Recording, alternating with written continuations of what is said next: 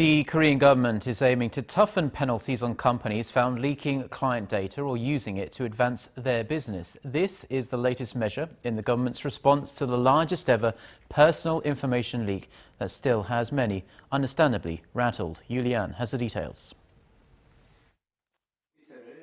The ruling Saenuri Party and government financial agencies have unveiled a proposal for a set of preventive measures designed to prevent future data leaks.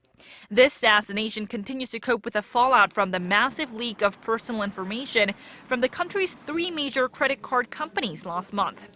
The proposed plan strengthens the penalties on financial institutions found guilty of leaking or illegally distributing client information to third parties.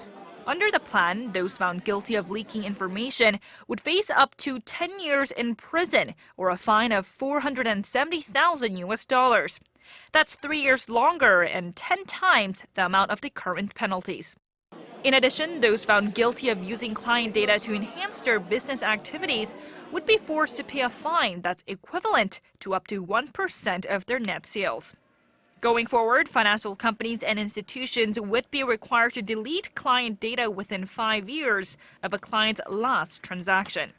The proposal must now go through the National Assembly, but if passed, will be implemented starting in the second half of the year. Last month's credit information leak was the third largest in global history, with 104 million people affected. Korean cardholders who hold 4 credit cards each on average were hit especially hard by the leak, which prompted more than 2.5 million people to cancel cards or have them reissued. Yoo Li-an, Arirang News.